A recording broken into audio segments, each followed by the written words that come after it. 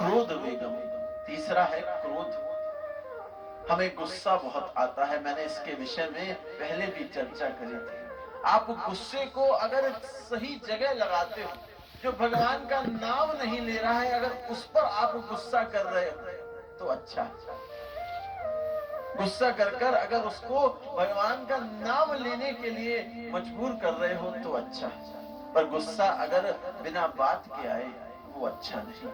अपने गुस्से को भी हमें सही जगह डाइवर्ट करना है।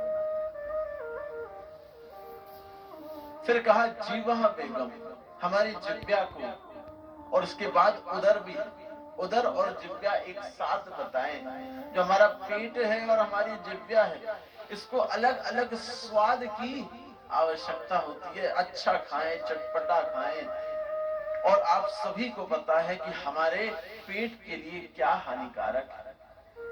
भागवत जी में आया है, अगर आप भागवत सुनना चाहते हो 7 दिन के लिए, तो अच्छा सुंदर भोजन करो। सुंदर भोजन से मतलब है जिसका भाव दुष्ट ना हो, जो आसानी से आप पचा सको। जापान की एक ट्रिक है इकिगाई। उसमें जापानीज लोग कैसे अपना जीवन जीते हैं उसके विषय में बताया है कि उनका जीवन उनके पेट से जुड़ा हुआ है।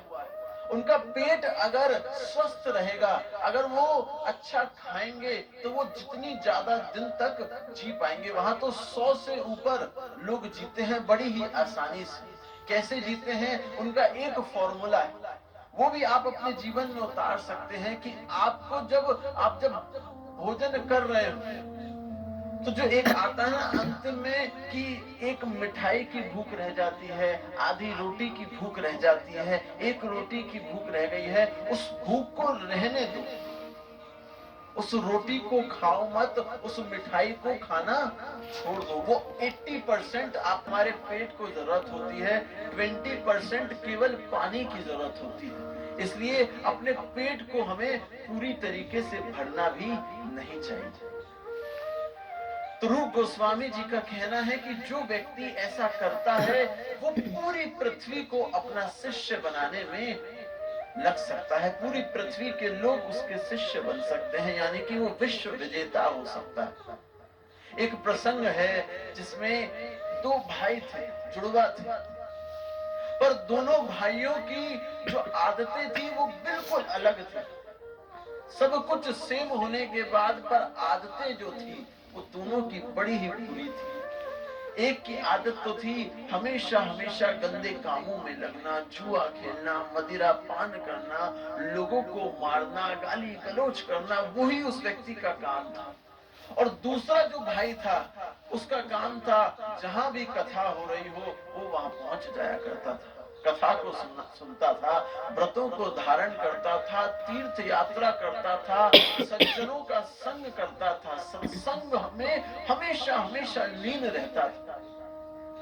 एक दिन वो जो दुष्ट भाई था वो अपने दूसरे भाई के पास आया और उससे कहने लगा, देखो मैं आज इतना बड़ा आदमी बन गया हूं, मेरे पास सब कुछ है, और तुम्हारी इस अच्छाई ने तुम्हें दिया क्या आज तक?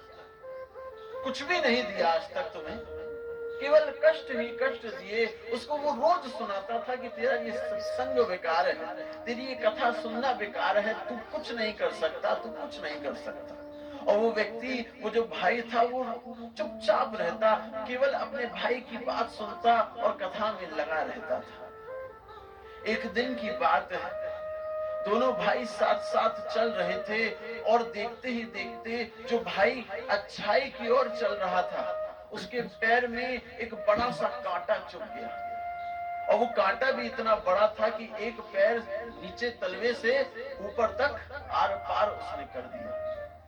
बहुत कष्ट में था वो व्यक्ति, रो रहा था। और जो दूसरा भाई था वो हंस रहा है कि देख तेरी अच्छाई ने तेरे साथ क्या किया, देख तेरे को एक कांटा तेरे को दिया, कितना तेरे को लहूलुहान कर रखा है, कितना कष्ट तुझे पहुंच रहा है तेरी अच्छाई के कारण। ये सब तू अच्छा है ना, मुझको देख, मुझको तो कुछ नहीं हुआ।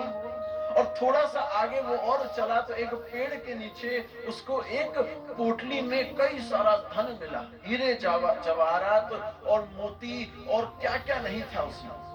वो और खुश हुआ और अपने भाई को और कोसने लगा कि देख, मैं सब गलत काम करता था, उसके बाद भी मुझे देख इतना सब धन मिला और तुझे कुछ नहीं मिला, तू कुछ नहीं कर सकता। इतने में आकाशवाणी वहां पर, और उस आकाशवाणी में कहा गया कि हे मूर्ख, तू जो अपने आप को आज समझ रहा है कि तेरे को इतना धन मिल गया, आज के दिन तेरा राजयोग था, राजयोग था, तू आज राजा बन सकता था, और तेरे भाई का आज मृत्यु योग था, आज वो मरने वाला था, पर उसकी अच्छाई के कारण, उसके सत्संग के कारण, कथा सुनने के कारण, तीर्थ में जाने के कारण, अच्छाइयों को करने के कारण उसका वो जो मृत्यु योग है एक कांटे में बदल गया, और तेरा जो राजयोग था वो एक छोटी सी पोटली के धन में बदल गया।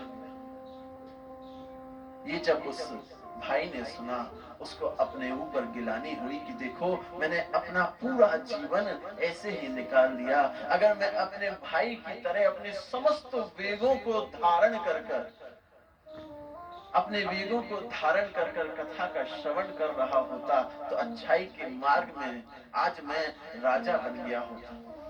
तो हम सबके जीवन में भी ऐसे ही मोड़ आते हैं।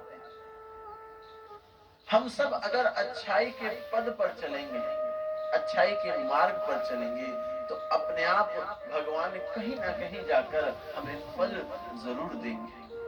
तो मैं आप सभी से पुनः यही विनती करूंगा कि भागवत से, इन अच्छाइयों से, अच्छे कर्मों से आप जितना हो सके जुड़े, इसी से आपका जीवन सुधर जाएगा।